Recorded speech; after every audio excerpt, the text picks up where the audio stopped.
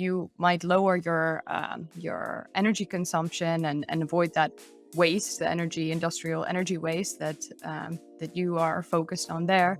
But at the same time, your environmental footprint goes down. So you're doing something positive, and you can actually be saving money if you put it really boldly. Speaking of sustainability, a podcast where we talk to frontrunners, innovators, and business specialists on, well, sustainability and where they think their industries are headed, and more importantly, how they can make them more sustainable. Hi there, this is Hani Larma from Ecochain, and in today's conversation, I'm speaking to Pieter Broekema, the CEO and founder of Sensorfact, one of Ecochain's partners. Sensorfact wants to help companies reduce the environmental footprint and reduce your energy bill by eliminating industrial energy waste.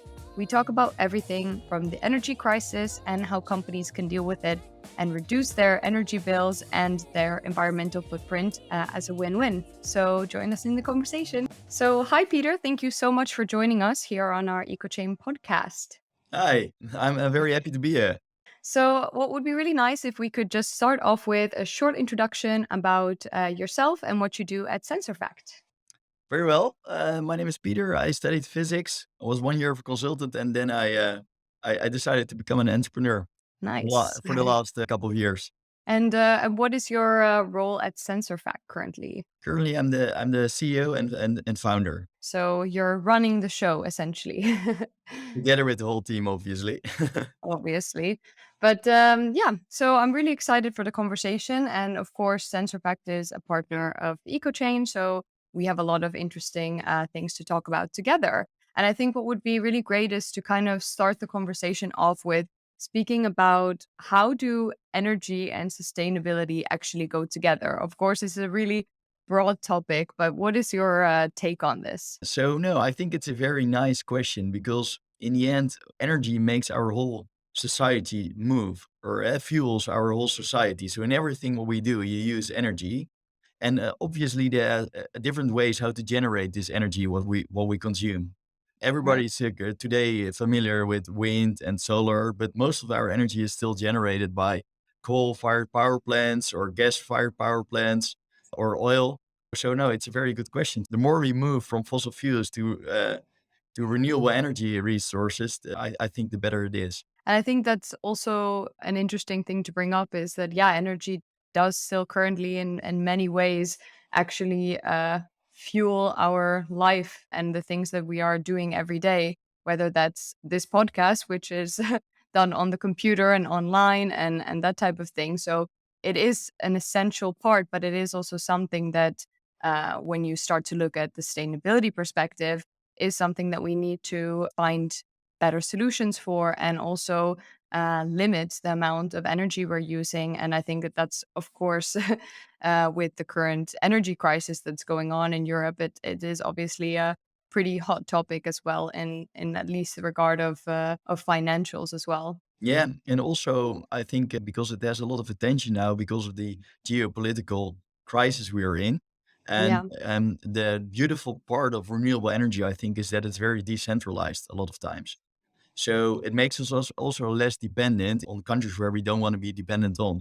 Yeah, definitely. These types of crisis also brings to light, people start thinking about where does our energy actually come from? How is this all sourced? And what does it really mean for the society as a whole as well? So interesting topics that are coming up, I think, that also come out of these crises as well. And of course, at Sensorfact, you're very focused on trying to get people to and companies to understand more about the usage of their energy. And of course, Ecochain, we are a data focused, data driven company. So that really aligns very well. But what do you think the benefit is for companies to understand their data on their energy usage? How do you think that that benefits them? If you look at energy saving in general, I think you can make two buckets. One is you replace something, you invest in something, and you replace it for a better technology and more efficient technology. And the other one is that you change your behavior or your settings Right. in your daily life. It can be at your own home, but it can also be at your work or in a factory. Yeah. For both these buckets, you need to have insight in how much you actually consume. So for the first bucket, the investment you want to make, you need to know how much energy you use to be able to make or develop a business case for such an investment. And for the second, if you don't know what you do wrong, obviously you cannot change your behavior. And most of the times we see that only already showing the insight in people's behavior already helps them to change their behavior. So it's a big first step. No, definitely. And if you kind of align that into the LCA world that I'm in every day, I think data and collecting data is one of the things that I hear most about, especially from the sustainability managers who are in charge of having to collect all this data, and it's really overwhelming at times. There's so much to do, so many different people to speak to. If you have several different suppliers or you're working with different factories and manufacturers, then it can be a lot.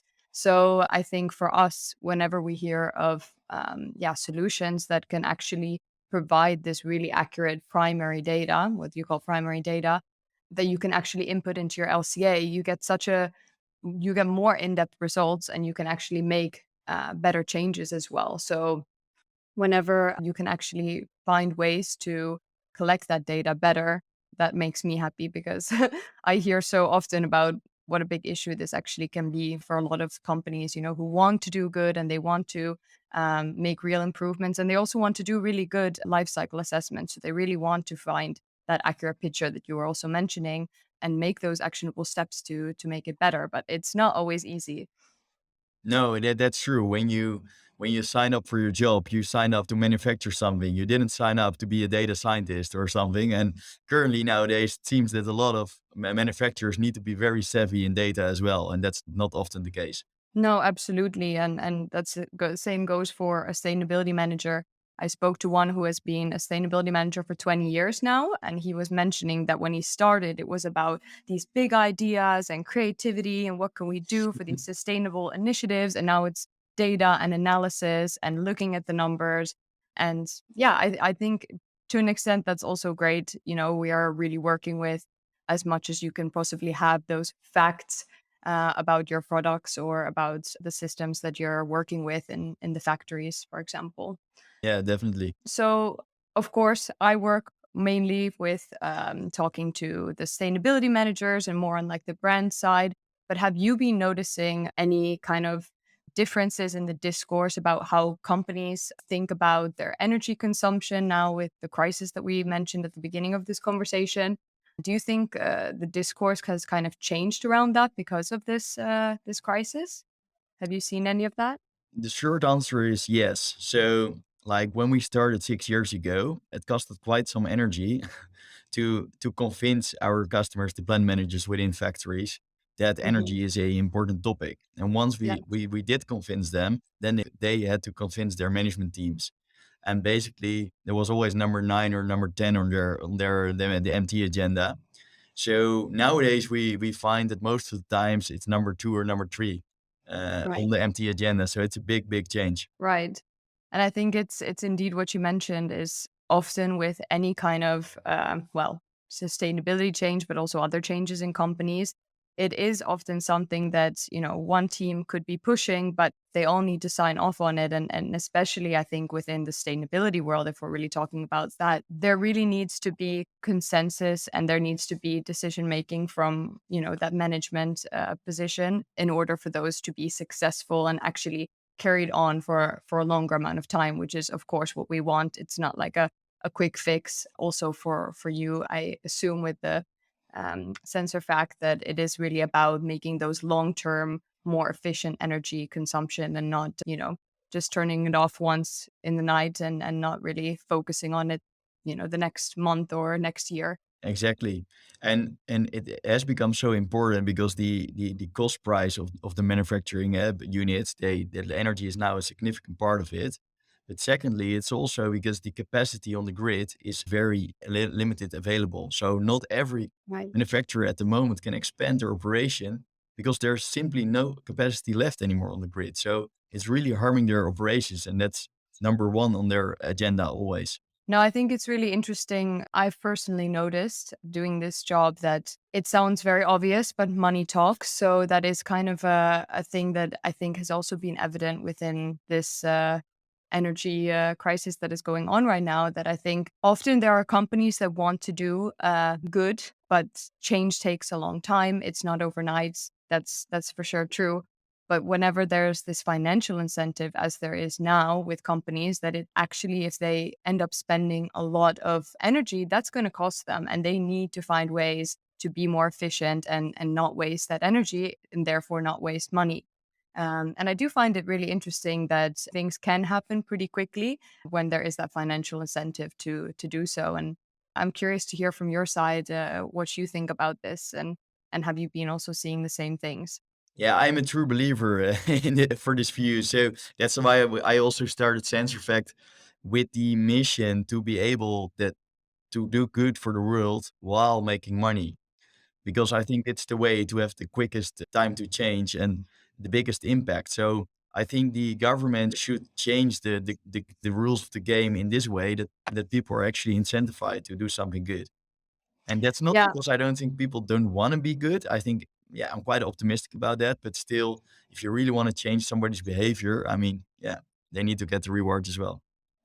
No, definitely. And I think that is indeed something that is becoming more and more evident, that there needs to be legislation, there needs to be, whether it's tax breaks or something like that, for companies who are really making an effort. And yeah, it's great to see also companies like Sensorfact who are trying to see the double win in this sense. So I think it's also something that we see a lot, that if we do life cycle assessments for products or manufacturing sites, energy can be a really, really large contributor. So you might lower your energy consumption and avoid that waste, the energy, industrial energy waste that you are focused on there. But at the same time, your environmental footprint goes down. So you're doing something positive, and you can actually be saving money if you put it really boldly. And I think that finding those solutions to do both is really the essential part here. Yeah, I agree. So, can you talk a little bit about what the sensors can actually do? How do they actually, yeah, help with industrial energy waste? How does this work? We work in three steps. So the first, we help them, our customers, to get insight on an asset level in their energy consumption.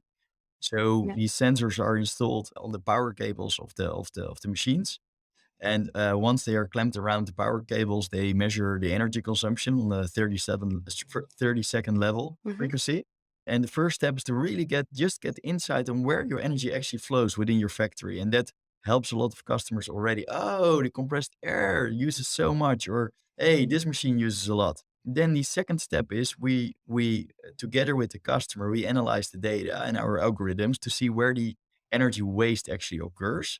So that's the second step. We give them insight on, hey, you waste here a lot of energy. Did you know that? You waste here a lot of energy. And together with the customer, then we go to the third step. We make an action plan. So for the investments you have to make, the first bucket, we connect them to suppliers of these actual technologies. So we don't do that ourselves, but we connect them on our supplier platform. Hmm. And for the behavioral and setting changes, we together with the customer set up alerts or real-time alerts. So once they waste a lot of energy, they get a nudge like, "Hey, you know, you're losing so much money now, or you're emitting so much extra CO2 now. Yeah. Did you know?" And then they get nudged all day long, and then they over time you see that they change their behavior, and we tracked it in a weekly basis in a report. Yeah. And I think that's especially really interesting that you can kind of map out the factories and find those places where it's being wasted, because that's obviously something that is quite an incentive for the companies to know, and probably isn't something that is just very obvious if you don't have some kind of system that is monitoring there as well. It's the same with your LCA. If you don't know, you don't know. So you need to know where you have to put attention to. Yeah. Exactly. It's kind of the same as the environmental hotspots that Mhm. we find when you perform an LCA. So you kind of map out your product, or indeed your manufacturing side, and you find, okay, where am I, where am I emitting the most, for example, CO2 or water scarcity, or these types of things, whichever category you choose to look at that moment. And you can actually, yeah, map out where are your environmental hotspots and what can you do to change that. And that's kind of the similar thing that you're doing in terms of in real time looking at the energy use. Yeah, exactly. It's very similar. So, what do you think is the kind of, I mean, obviously there's this financial incentive, but what do you think is the kind of future of this energy waste? What do you think is the innovations and things that can happen in the industry? Where do you see it going? I do think that in a couple of years, all the manufacturing companies in Europe, at least, they are forced by the government. They need to monitor. Yeah, So it has been proven by a lot of different studies and researches that once you monitor it, you already start changing your behavior. So this is the low hanging fruit. Then I nice. do think that more on a technology level, a lot of innovation is going on. So over the coming years, lot of more efficient, energy efficient machines are being developed and will be developed. Yeah, So that's a trend which you definitely see. So like 10 years ago, no machine builder he or she was thinking about, hey, how do I make it very energy efficient? And currently, it's a very important decision thing to purchase such a technology. So it's also a selling point for machine builders. for sure. Yeah. And I think, as you mentioned, that the legislation that is coming into play, of course, there are these bigger ones for companies, needing to report, for example, with the CSRD that's coming up from Hmm. the EU, also the eco design directives, the PEF, all these. I think one of the key threads in all of these is indeed data and having data. And as I mentioned earlier, that the conversations that I have with the people who actually need to look at this data, the issue is really that where do I get this data? How do I get the data? And as I mentioned earlier as well, it's just so important to have more and more of these innovations that can actually help in people to collect that as well, because that's actually one of the parts that I think is has for a long time been a kind of missing puzzle piece as well in terms of being able to make the change. You need to have that accurate primary data as well on what's actually happening in your product or your factory or in the processes to make them as well. No, fully agreed. And what would you recommend for companies who indeed maybe are at the beginning of their journey and they, like you said, they want to do something, but maybe they don't really know how to get started in finding out about their energy usage. What would you recommend are the first steps that they should be doing? I think the first step is that it needs to be a management team priority. So if you as a company don't appoint somebody in the management team to be responsible for this topic, I believe it will be not effective. So if you outsource it to a lower in your organization, then definitely there will not be a lot of impact. So that's the first step I would say. Yeah. Secondly, as a management team, you should set clear goals on where do you actually want to go, because if you don't have a clear goal, it's very hard to reach it. And then I think there will be more like concrete steps afterwards. The third step will be to get insight on your energy balance. So where do you actually use your energy? How much do you use it? Is it wasted? Which machines, which assets, et cetera, et cetera. And so once you get this insight, you need to make a clear action plan on, hey, what am I going to do this year? What is the highest return on investment?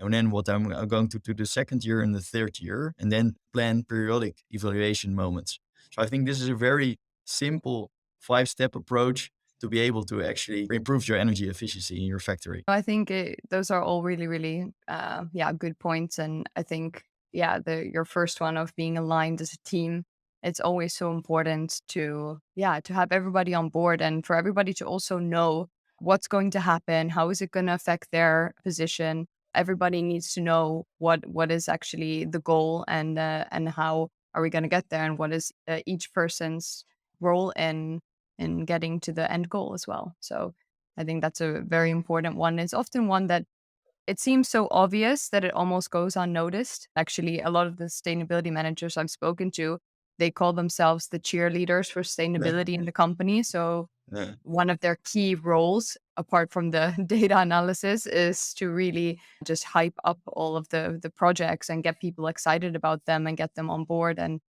knowledgeable on the topics as well. Yeah, I can imagine. So, one of the last questions that I always ask everybody in our interviews is that, of course, Sensorfact is a company who is helping other companies to be more efficient with their energy and also more sustainable as a consequence. But what other people, organizations, or companies inspire you in terms of what they are doing for our society to become more sustainable?